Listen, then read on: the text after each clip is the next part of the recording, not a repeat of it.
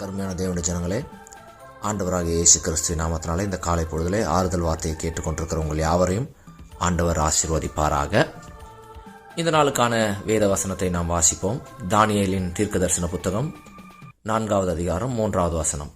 அவருடைய அடையாளங்கள் எவ்வளவு மகத்துவமும் அவருடைய அற்புதங்கள் எவ்வளவு வல்லமையுமாயிருக்கிறது. அவருடைய ராஜ்யம் நித்திய ராஜ்யம், அவருடைய ஆளுகை தலைமுறை தலைமுறையாக நிற்கும். ஆமே, எனக்கு அருமையான தேவனுடைய ஜனங்களே, இந்த வசனங்களை கேட்கும் பொழுது சில சமயம் நமக்கு தோன்றுகிறது, ஆண்டவர் அடையாளங்கள் அவ்வளவு செய்கிறார், அற்புதங்கள் அவர் அவ்வளவு செய்கிறார், ஆனால் என்னுடைய வாழ்க்கையில் ஒரு அற்புதமும் காணும், என்னுடைய வாழ்க்கையில் ஒரு அதிசயம் நடக்கவில்லை என்று சொல்லி நீங்கள் புலம்பிக் கொண்டிருக்கலாம்.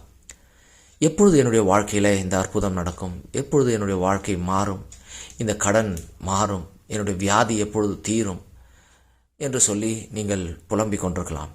எனக்கு அருமையான தேவனுடைய ஜனங்களே, வசனம் சொல்லுகிறது, அவர் அடையாளங்கள் செய்வதில் மகத்துவம் உள்ளவர், அவர் அற்புதங்கள் செய்வதில் வல்லமை உள்ளவர், அவருக்கு நிகரானவர் இந்த உலகத்தில் அவர் மட்டும்தான். உலகத்தின் மேலும் பூமியின் கீழும் தண்ணீரிலும் மற்ற எந்த இடத்தில் தேடினாலும் 14 உலகத்தில் தேடினாலும் அவருக்கு நிகரானவர் அவர் மட்டும்தான். ஆனால் என்னுடைய வாழ்க்கையில் எதுவும் நடக்கவில்லையே என்று சொல்லி நீங்கள் நினைத்துக் கொண்டிருக்கலாம். சாத்ராக், மேஷாக், ஆபேத்நேகோ என்பவர்கள் அந்நிய தேசத்தில் பாபிலோனை தேசத்தில் இருக்கிறார்கள். அங்கு ராஜா ஒரு பொற்சிலையை செய்து வணங்கும்படி ஜனங்களுக்கு எல்லாம் கட்டளை கொடுத்தார். ஆனால் இவர்கள் மூவர் வணங்கவில்லை. அப்பொழுது அதிகாரிகள் அவர்களை ராஜாவினிடத்தில் கொண்டு வந்து நிறுத்துகிறார்கள். அங்கேயும் இவர்கள் ராஜா சொன்ன வார்த்தையை கேட்காமல் நாங்கள் பொற்சிலை வணங்க மாட்டோம் என்று சொல்லுகிறார்கள்.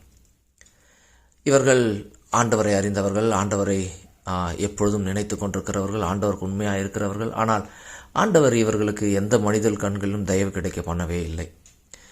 அதிகாரிகளும் செய்யவில்லை, ராஜாவும் இவர்களுக்கு எக்ஸப்ஷன் கொடுக்கவில்லை. பிரச்சனை மேல் பிரச்சனை அதிகரித்து கொண்டிருக்கிறது.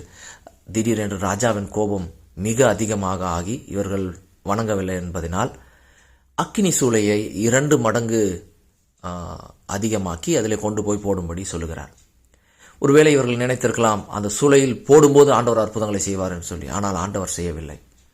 சில சமயத்தில் நாம் இப்பொழுது அற்புதங்கள் நடக்கும், அப்பொழுது நடக்கும், இன்று நடக்கும், நாளை நடக்கும் என்று எதிர்பார்த்து கொண்டிருப்போம். ஆனால் ஒன்றும் நம்முடைய வாழ்க்கையில் நடக்காதது போல தோன்றலாம்.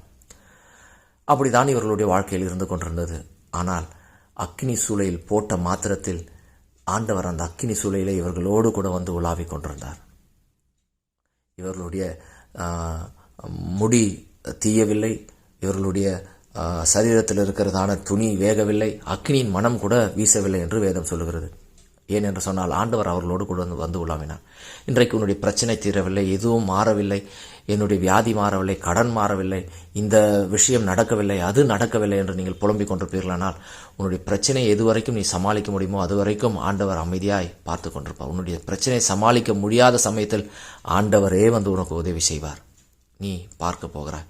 ஆண்டவர் எல்லா பிரச்சனைகளிலிருந்து இப்படி ஒரு பிரச்சனை நடந்ததா என்று சொல்லுகிற அளவிற்கு பிரச்சனைகளிலிருந்து ஆண்டவர் உனக்கு மாற்றத்தை கொடுப்பார். ஆண்டவரை, அவருடைய அற்புதங்களை, அவருடைய அதிசயங்களை, அடையாளங்களை நீங்கள் நம்புங்கள். நிச்சயமாகவே ஆண்டவர் உங்களுடைய வாழ்க்கையிலே அற்புதங்களையும் அடையாளம் செய்வார். கர்த்தர் தாமே உங்களை ஆசீர்வதிப்பாராக. ஆமென்.